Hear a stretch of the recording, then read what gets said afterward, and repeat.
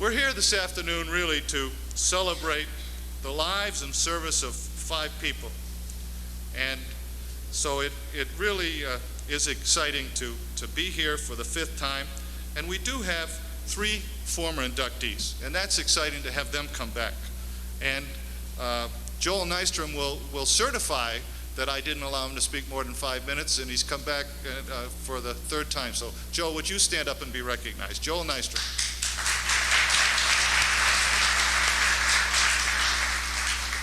Forrest Wary, who always believed in brevity, in the back row. Forrest.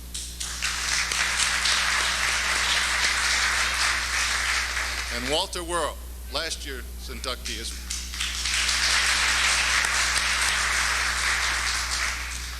I'd now like to introduce the president of the YMCA Retirement Fund, a man loved dearly by all of us, Harold Smith. Harold. But not for myself alone. I can think of 1,200,000,000 reasons people love me. Let us join in invoking God's blessing on our assembly. Oh, good and gracious God, we give you thanks for this day and for the opportunity to serve you through the YMCA. We give you thanks for Springfield College, and we give you special thanks for the inductees into the Hall of Fame of the YMCA. Be with them and their families, and be with us. Help us to take their good example and their good teaching and their good conduct and all that they represent, and make that a part of our life and witness to you in this organization. This we ask in the name of Jesus. Amen.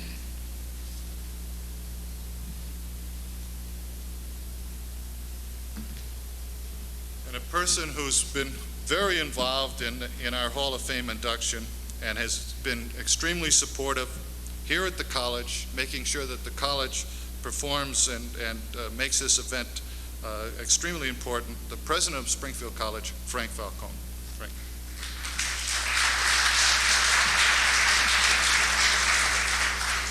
Thank you, Peter, and I want to add my welcome to all of you. This is really a very special moment in the lives of our inductees and their families and friends.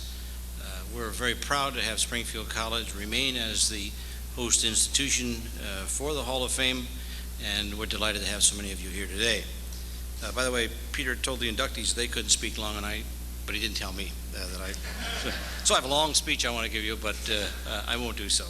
I would just like to say that there are too few occasions when we can honor people for their lives and careers of service. And so we're particularly pleased to have you here today to honor our inductees in what I hope is a highlight of their career. So welcome, and thank you very much for coming.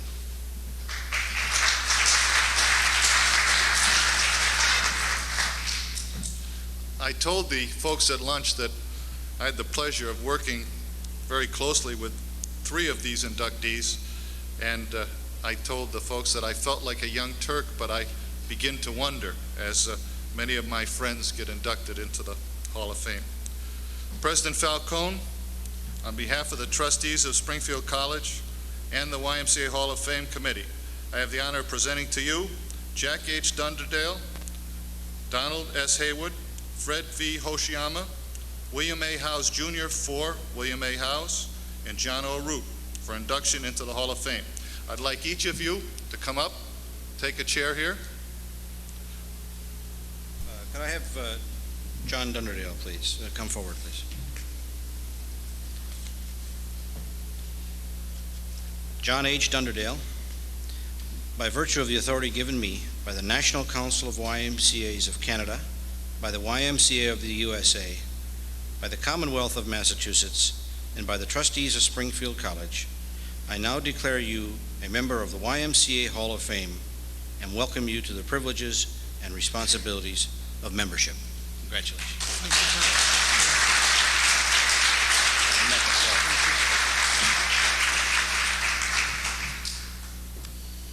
Donald S. Hayward.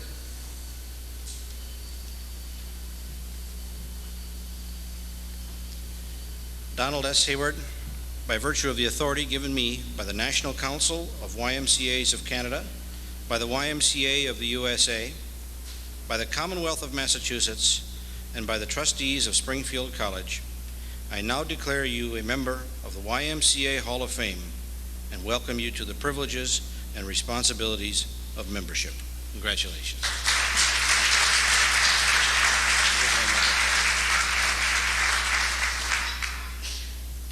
Fred Y. Hoshiyama, excuse me, Fred.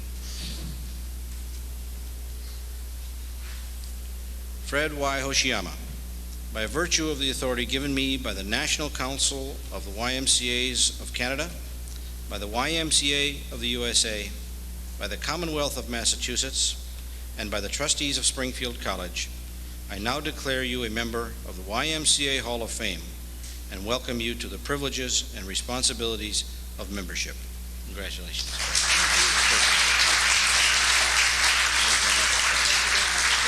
Great. William A. Howes, Jr., accepting for Bill.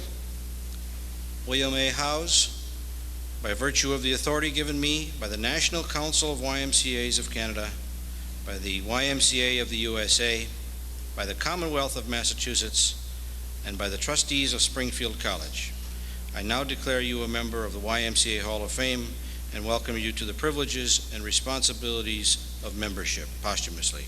Congratulations. That's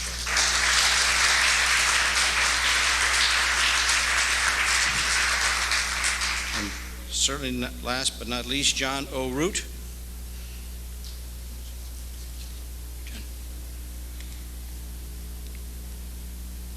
John O. Root, by virtue of the authority given me by the National Council of YMCAs of Canada, by the YMCA of the USA, by the Commonwealth of Massachusetts, and by the trustees of Springfield College, I now declare you a member of the YMCA Hall of Fame and welcome you to the privileges and responsibilities of membership.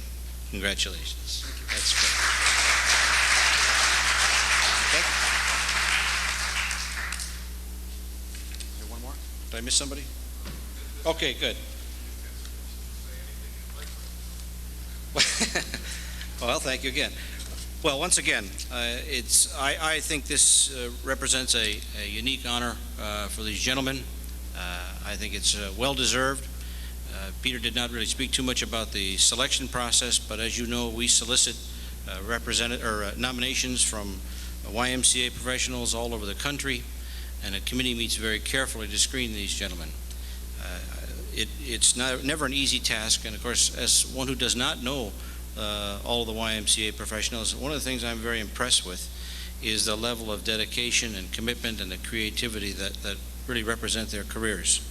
I hope someday, when I get near the end of my career, that people will feel as good about me as their peers do about them, and you're all to be congratulated. Wonderful job.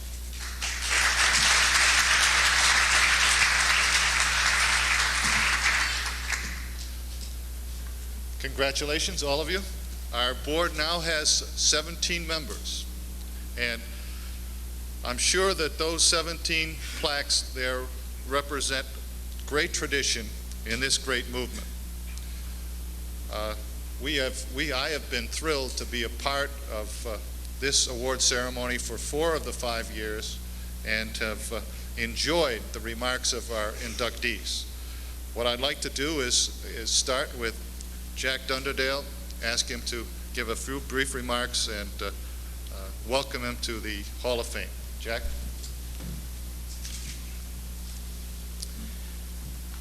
Mr. Chairman, Mr. President, and friends, I feel standing before you this afternoon behind this microphone much as a friend of mine did a number of years ago. As he stepped up to the microphone, he found on the podium, typed in large print, "Stand at least 6 inches back. The agnostics in this place are terrible."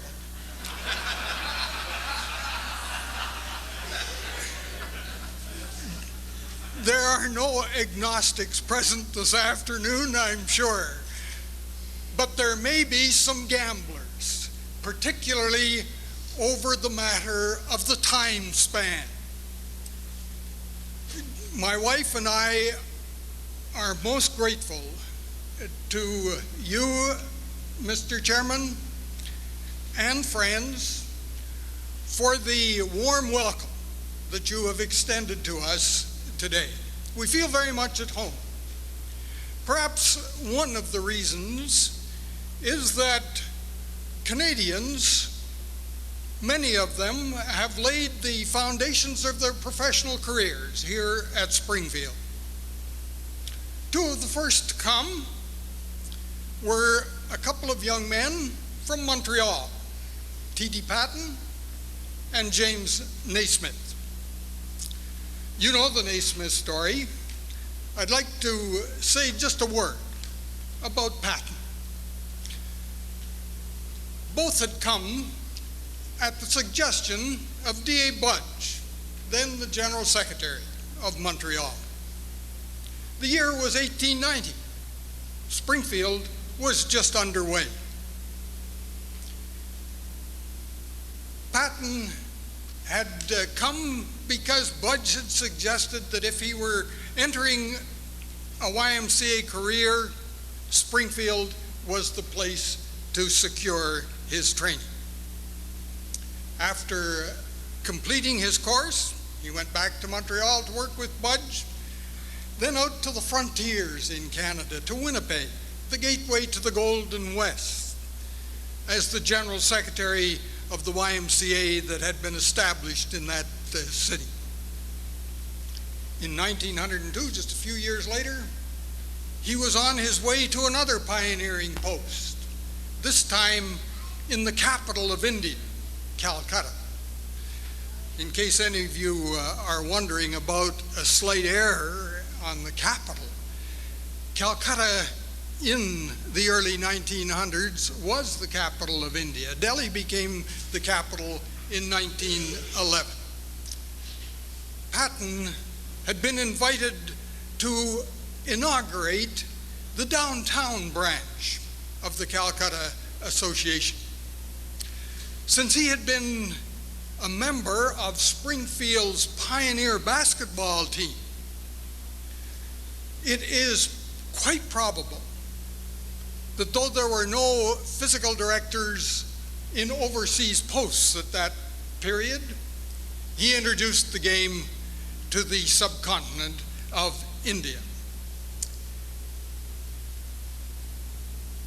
While young men from Canada came here to lay the foundations of their careers, others came to crown their careers with service at Springfield.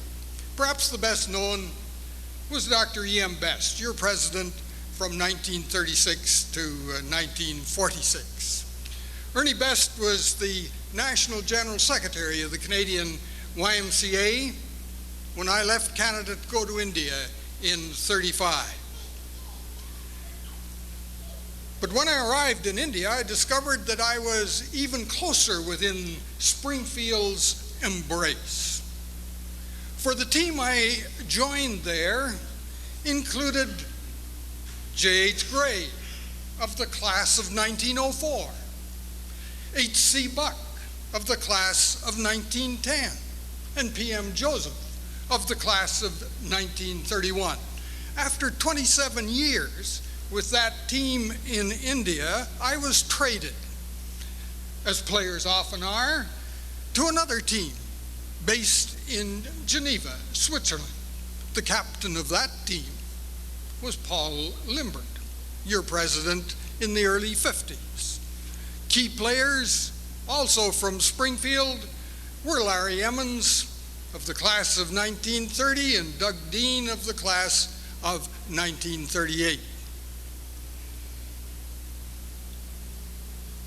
The opportunity to be with Springfield men in exciting parts of the world where the YMCA was engaged in pioneering activities, in nation-building services, was an experience that enriched my life.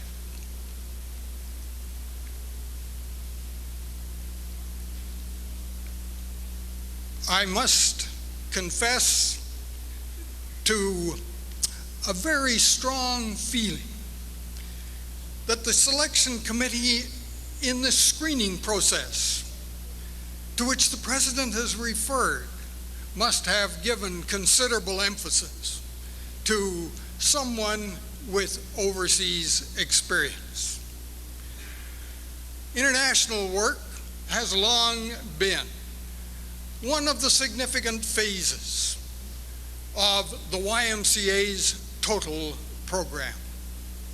And you have recognized the importance of international service when you elected to the Hall of Fame people like Herb Lansdale and Paul Limbert and Joel Nystrom.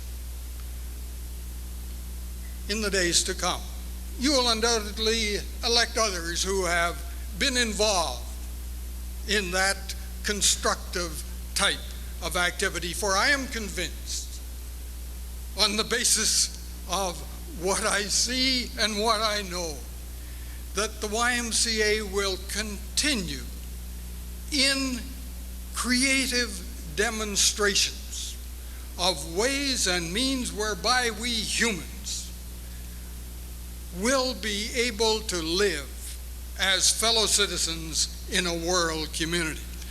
There'll be some dark days. There'll be some insuperable difficulties.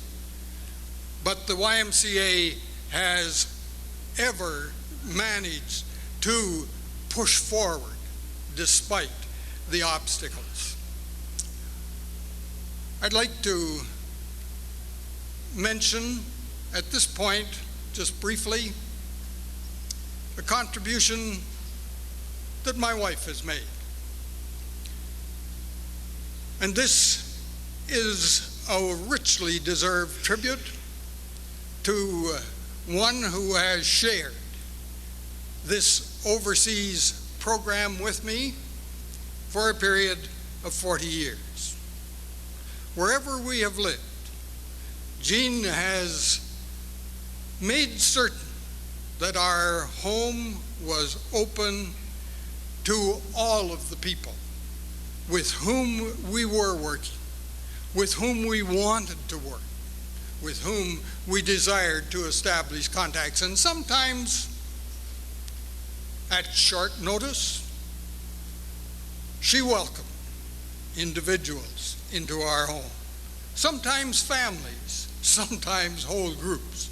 And there were, of course, times when she had no notice at all, for we just appeared on the doorstep knowing that a welcome awaited us. We also used our home to accomplish what couldn't be done from an office, a classroom, or even a campsite, to build bridges with people of different religious faiths, different cultural backgrounds, different interests and hopes.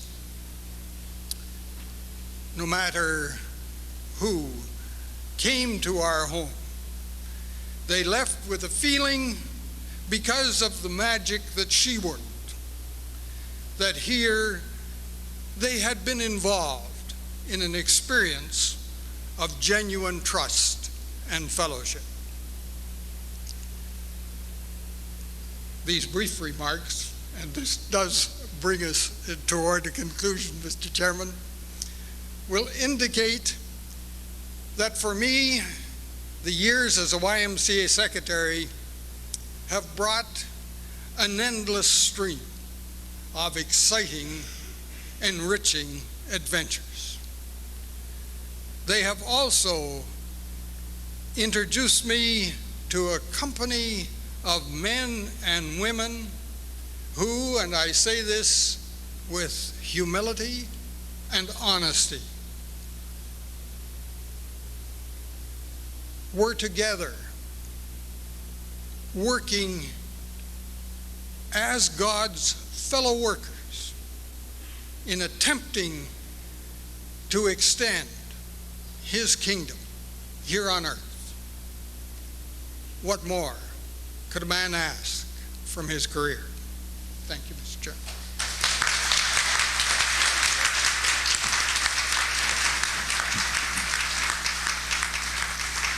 Thank you very much for those impressive remarks. You're quite right. The selection committee has always worked to have a well-rounded group of inductees, people that represent international. They're not all CEOs of large associations. And we have always taken a responsibility for having people representing the program area of this great movement. And so now I would like to welcome as a new inductee to the Hall of Fame, Don S. Hayward, who represents that area of our movement. Don.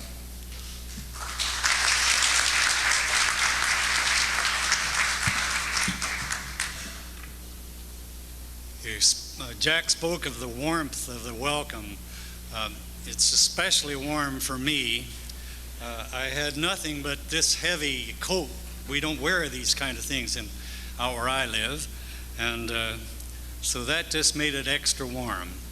We've had cross country, we've had temperatures in 108 and 109 through Texas, and now we get up here and it's a little sticky. And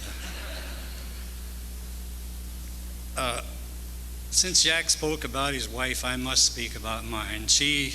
Nancy, just decided when I first went to Dallas that she should, since she wasn't going to be home in the evenings, that she should find some things to keep her busy. And she has ever since. And so she has not demanded me to be home at 6 o'clock. And so Nancy, I thank you. I want to express my appreciation too for the committee and all you've done to make this possible, and especially for the selection of me. I confess to being a little embarrassed. I'm glad you spoke that it was especially the program people that you wanted to get in. When I look at that group over there, I don't feel I quite come up to that. But still, the embarrassment is lessened because I feel that the most effective people in the YMCA are not those who get recognized nationally or any other way. I keep thinking of the two men who really turned me on, Archie Dinsmore and Glenn Goody, and I'll bet nobody has ever heard of either of them. They were really great people in the YMCA. The most effective people are the Sams and the Shorties and people like that, that when you ask somebody if he's ever been in the Y, he says yes. Do you know a guy named Sam or Shorty or something like that? Those are the people who made the difference in the YMCA. When I was in high school, I decided that I wanted to make something of my life, something that would make a difference in the world, perhaps. And so I went to an older boys conference, and there they spoke of the YMCA and so forth, and I became a member of the staff of the YMCA a few years later. I decided that I wanted to do something with my life, and the Y has made that possible. The Y was the means whereby I was able to express my desire and my ideas about what the world should be. And so I am thankful to the YMCA for that opportunity. I would like to just say a few things about what I think makes the YMCA great. It'll be simple, fundamental things that all of you know, but some of us forget sometimes, I think. The Y has goals for people. It has goals for the community, for the world, and for people. These are individual. They care about individuals. They care about the community. There's Christian motivation for these, but the Y has not let theology get in the way of its concerns for people, all people. The Y is not a social service organization. I'd like to repeat that. The Y is not a social service organization. It is a different thing. The Y at its best tries to make full partners of everybody who comes to it. Full partners. Activities are planned not for or by, but with people. People share in the power of the organization. People who wouldn't have a chance in other organizations come in and are part of committees and boards and so forth, and they keep moving up. I keep thinking of L.K. Hall's concentric circles, that the outside are the people who, when you come and you attempt to move them to the middle, that give them power and responsibility all along the way. This makes possible another thing which distinguishes the Y. I think it's called the Y Fellowship. Members are drawn into a sharing and caring personal relationship beyond the activities that they're into. There is counseling that goes on, but it's the most of it is counseling with somebody you know, somebody who's a friend. This fellowship includes the directors. I have spoken with many Y directors, former Y directors, who are now out of it, who say, the thing I miss most is the fellowship. What other organization has so many former paid employees now giving many, many hours of time and money to the organization as volunteers? The Y has two bottom lines, and I've got to emphasize that. We so often measure a man by the one bottom line, the bottom, the financial line, and the other, the program and what it's doing to make a difference in the people's lives is sometimes given second place. We will quit making those lines equal at our own peril. We must keep them equal. I became a camper at the age of 8 back in 1919 in the Y. The Y is a much better, more Christian organization now than it was then. And I hope we'll keep on making it that way.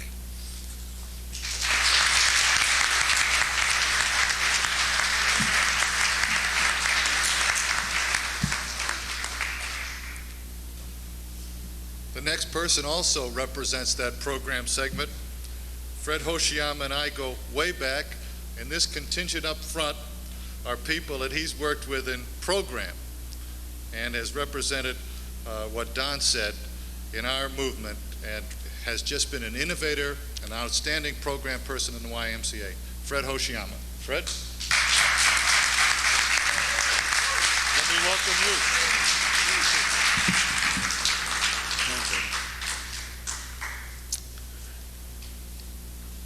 Peter Post and members of your very distinguished committee.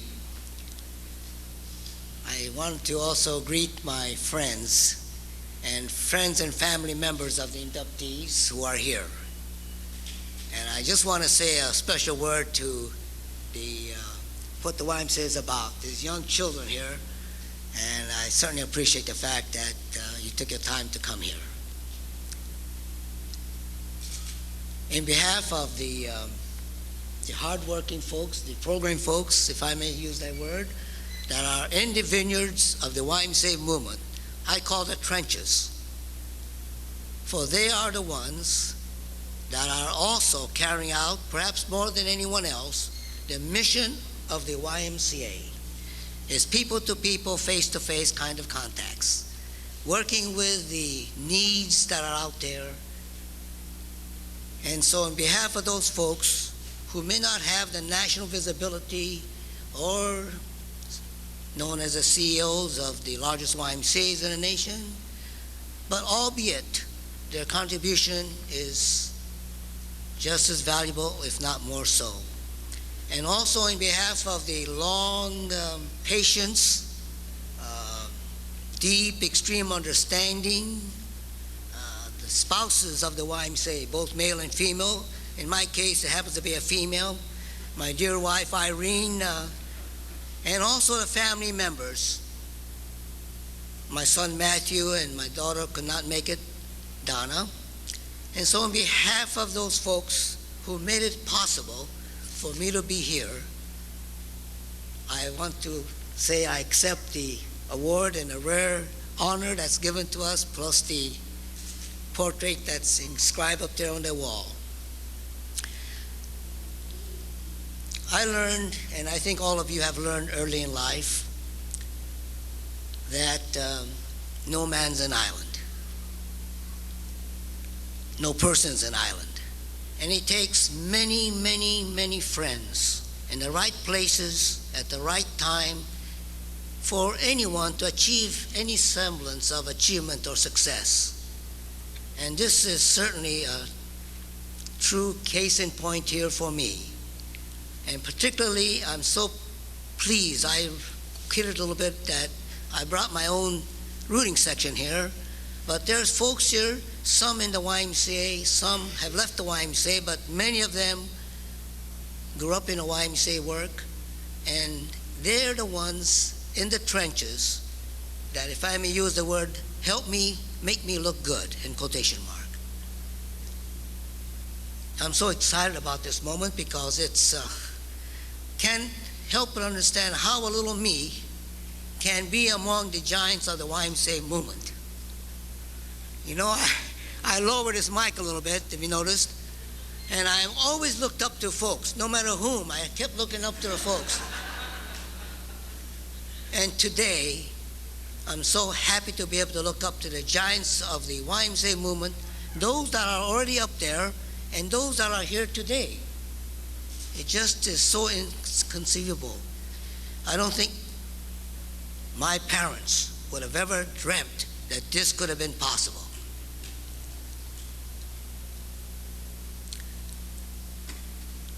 You know, I love the spirit and the process or the healing spirit that's in the YMCA.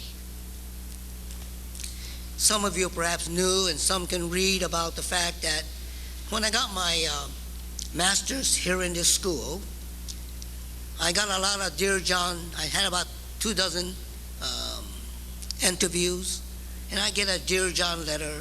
It's not your fault personally, but I hope you understand the circumstances are such.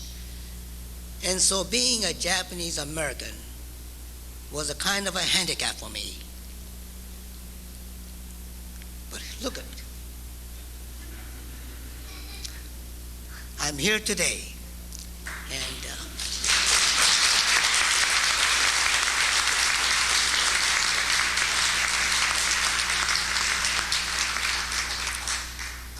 not only has the YMCA served as an innovator and pioneers in many, many programs that you are so familiar with, but in addition to that, there's something about the YMCA that heals and grows and matures. And so that is something which I shall cherish.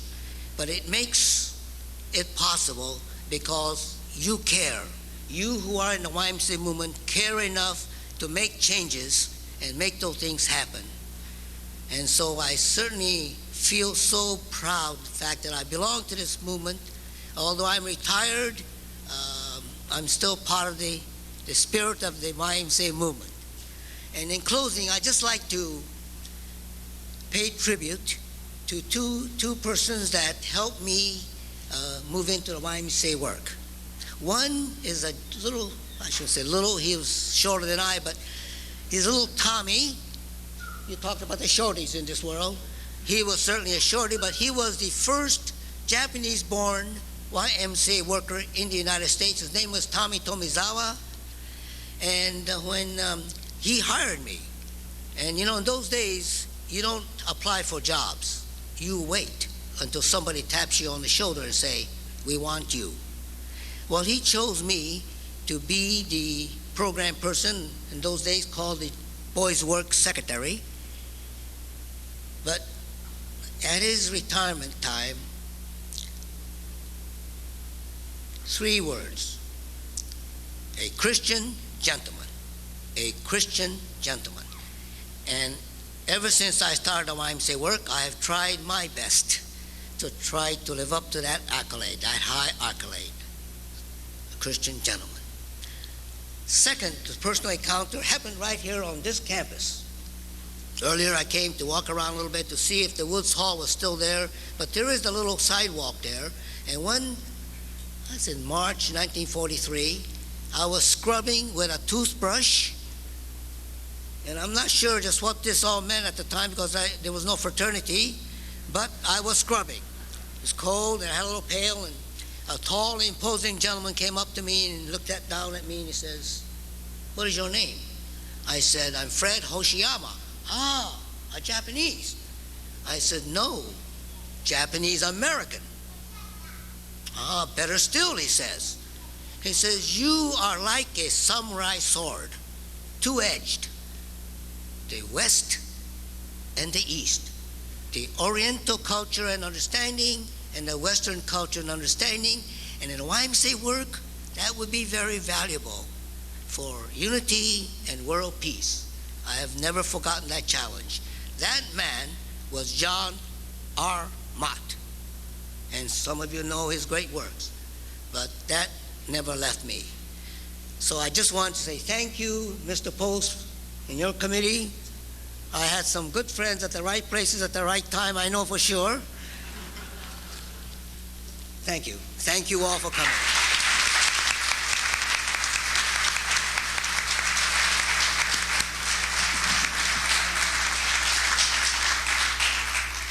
First, let me assure you that's the first time he ever called me Mr. Post. We have today the son of our founder and our inspiration, William A. Howes, and I'd like to have William A. Howes Jr. come forward, welcome him on behalf of his father.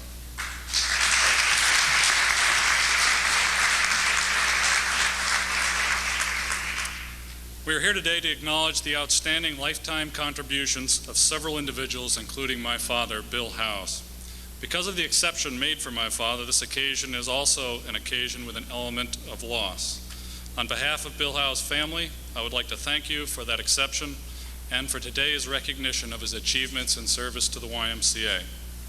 I do not intend to recount the long list of my father's activities and accomplishments in service to the YMCA and to his fellow man. That has been done several times over the past year.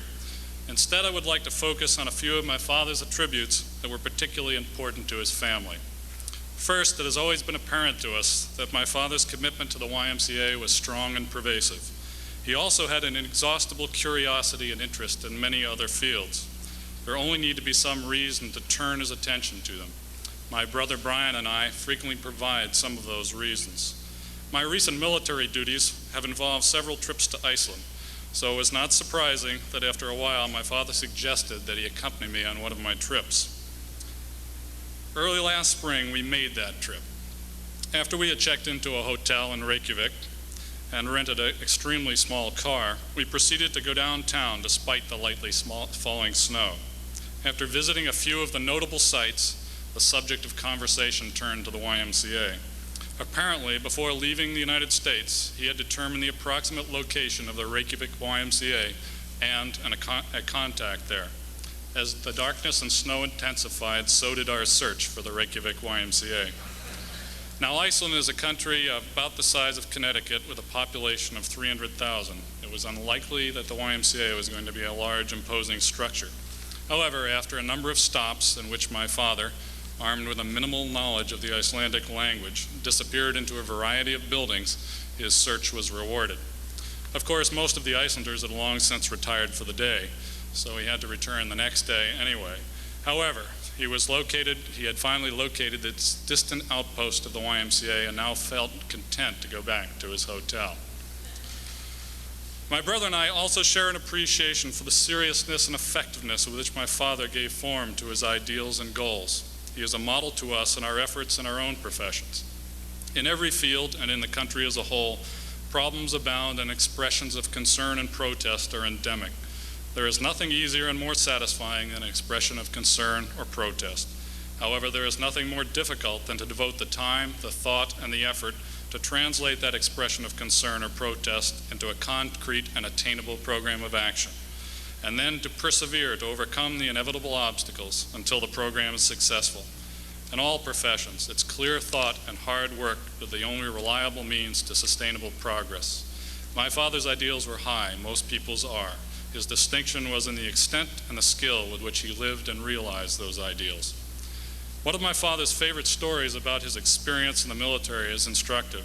Before going overseas, my father spent some time in Texas as a basic training company commander. I cannot speak for his practice, made a practice to train along with the troops. I can't speak for the 1940s, I clearly wasn't around, but I can speak for the 1960s, and during that period it was an exception, a rare exception, when a platoon sergeant trained with the troops, much less the company commander. In the course of my father's training schedule were a few confidence-building obstacle courses. These courses were a favorite of my father's, and he acquired a reputation for his skill in negotiating them. However, on one occasion, with the full company viewing, he lost his grip on a rope suspended high over a river and fell convincingly into the mud and water. Far from remembering this incident as an unfortunate humiliation, his most vivid memory was in the delight of the troops in seeing their company commander rising soaking wet from the water. And because he responded to this incident with smiling chagrin, it only served to reinforce his relationship with his troops. Leadership by example and concern for others, those with whom he worked, were the foundation of my father's approach to life. As you know, when my father retired, an internship was established. The purpose of this internship is to enable a Springfield College student seeking a career in the YMCA to participate in a work-study program at the YMCA of Greater New York. Through the efforts of Bill Markell, Byron Coe, and others, this internship has become a fitting memorial to my father's career with the YMCA. On behalf of my family, I would like to thank those who have worked on this program. Both my brother and I greatly valued our relationship to our father. It is normal for small children to attribute great qualities to their parents. As they grow older, much of this attribution diminishes, even as the affection and appreciation endure. It was a good fortune of my brother and I to have a father who could serve as a model even after we had grown older and far more critical. He gave us his moral strength, his objectivity, and his mental toughness as an example and as an inspiration. We doubtless will not match his tolerance and generosity. He could do what few men of intelligence and understanding could. He could tolerate the frailties of others. I would like to close with a quotation from my father's notes, which I believe embodies a belief which he clearly lived by. Our goal in life must not be within ourselves, but outside and above self, if we are to have the abundant life, the reservoir of strength and power, and the serenity of spirit upon which to draw as we face our daily lives and to seek God's mission for us here on earth.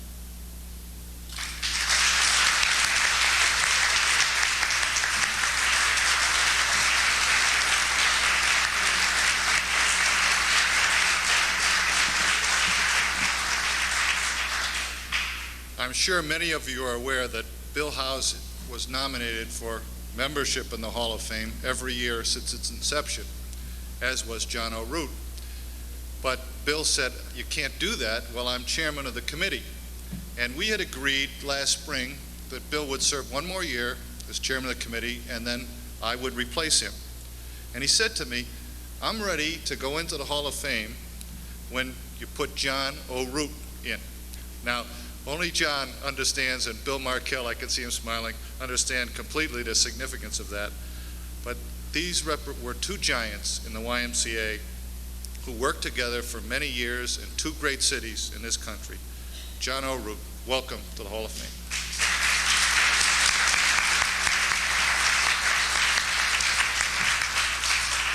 Thank you, Peter. I just can't call you Mr. Post. I'm proud and honored to be up there with this distinguished leadership group of the YMCA. One of them is in the back in the corner, Forrest Wary. He came up to me just before this meeting and he said, "Hey, John, what's happening here?" He said, "You're getting twice the print that we got in the program." He said, "You better only take half the time."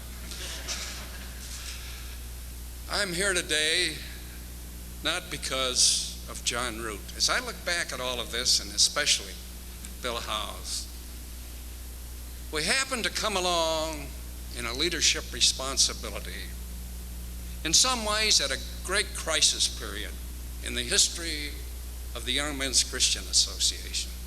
I say that because as a Christian institution, it was that period in our history when we were confronted from the world outside that said, "You are racist. You're an institution that needs to look at yourself on that issue." Out of that was born the Urban Group. Out of that was Bill House. Out of that was born a lot of the initiatives that led to tremendous program innovation in the YMCA. And those innovations were reaching out to people that never had a membership card in our institution. And those were rugged, hard days. And in changing an institution, you had to have support. No one individual changed any institution. But those in leadership during that period of time to move the institution in urban America we were under the gun. But leadership responded. When I think about being honored today, there are 6,000 staff people in the YMCA of Chicago, and many of those, I tell you, many of those people deserve to be on this platform. There are thousands of laymen that had to help change our institution. It wasn't one individual. And so I feel proud to be a part of that period in the life of the Young Men's Christian Association.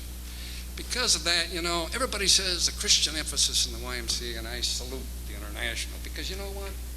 They reminded us of that need. But to me, Christ reached out socially, and the social commitment of the institution was something that was important. And it was an expression of the Young Men's Christian Association.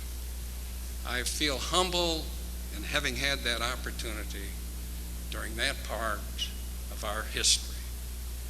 And it wouldn't have happened without a lot of individual people, and time does not permit the naming of people. But I have a gallant lady, my wife Betty, that raised 4 children, almost by herself, and now 10 grandchildren. And I have to say that she shares, because she sacrificed during all that period. And so on behalf of a lot of people in Chicago, I want to thank you for this great recognition. And I especially want to thank Springfield College, because I'm a graduate of George Williams. And it's an honor to be here, and it's an honor to participate in this great fellowship of the Young Men's Christian Association. Thank you.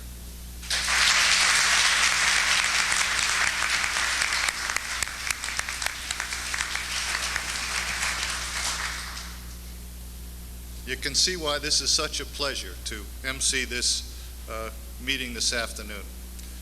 Let me just give you a few housekeeping remarks, we'd like to have the inductees, the Hall of Fame committee, and the families of the inductees, and the former members of the Hall of Fame on the right outside this building, and we want to take a few pictures as the program ends. Gentlemen, you proved why you're on the wall. You're truly an inspiration to us. We look forward to your inspirational leadership, and we hope that we can follow in making this movement as important as you've made it in the past. Let's give them all a great round of applause.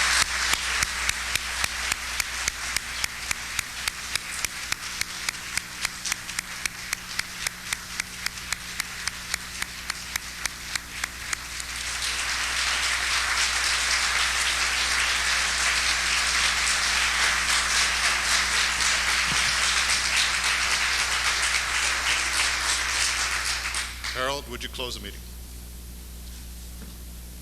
Please remain standing. Go forth into the world in peace and be of good courage. Render to no one evil for evil, but in all things work for good, being rooted and grounded in God, who walks with you, making you whole and ever sustaining you in mind, body, and spirit. Depart in peace.